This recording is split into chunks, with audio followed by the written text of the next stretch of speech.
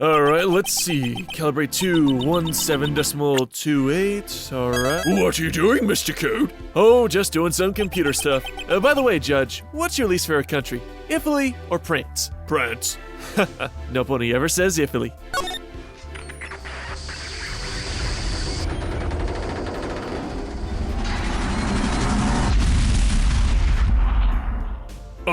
What was that? Nothing. Oh, okay then. Oh, hey, do you have any sugar around here? Sugar? Sure.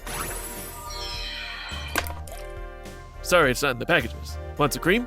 No. Oh, by the way, have you seen my anvil? Ah, there it is. Why, Karma? Why? Twilight discovers the main 6 heavy friend at Discord.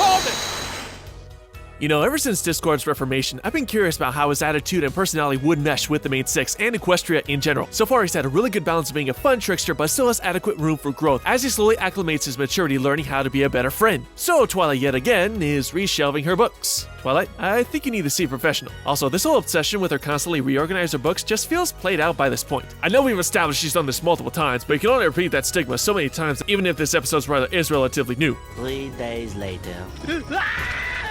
Oh man, what is that city? Twilight finds her friends are incredibly charming with Discord, apparently after he and the girls had the greatest weekend ever, filled with hilarity and puns. As a fan of puns, for the most part, they handle these quote-unquote joke deliveries well, as the show itself is self-aware and is deliberately screwing with the audience, with the obviously lame puns. Twilight is suspicious despite her friend's reassurance and is determined to study the occurrences of this event, even believing they are under his control. And it's right about here we get a feeling Peaky King vibe going on here, where instead of science versus religion, it's science versus logic. And we get into one of the episode's main problems, which is its pacing. The episode feels very drawn out, and the scenes like the extravagant lunch date, pretty much the second act, seem to go on forever. Also, Twilight, instead of recreating fun events, why don't you make your own? It's also nice to get to see Zecora again after so long, but unfortunately, as usual, she's pretty much a plot device or has little to no effect on the story, like here with her potion. I do like how there are actually 2 morals in the story, and both rather good and relatable. The first one is similar to the moral from Too Many Pinkie Pies, where there are instances in life where you miss out on hanging out with your friends due to some obligation, and trying to recreate the experience obviously isn't going to have that same effect.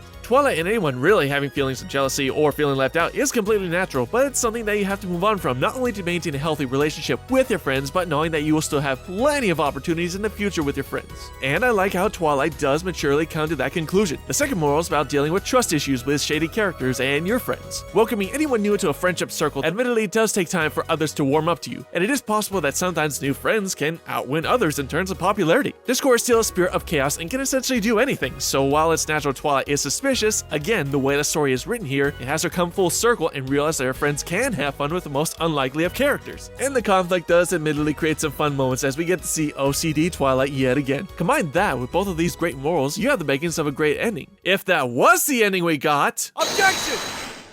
The ending completely ruins the impact of both morals by essentially villainizing Discord. His shenanigans in previous episodes like Make You Friends But Keep Discord came off as minor annoyances but harmless and funny. In this episode, he just comes off as vindictive, constantly mocking Twilight, missing the event, and overall doesn't come off as funny, but just as a jerk. Does that look like the face of concern for a friend? The way this story has been written this whole entire time has been Twilight learning to trust her friends with Discord. Of course, none of this would have happened if I hadn't encouraged every pony not to invite you this weekend. We can all agree that Princess Twilight learned a valuable lesson here.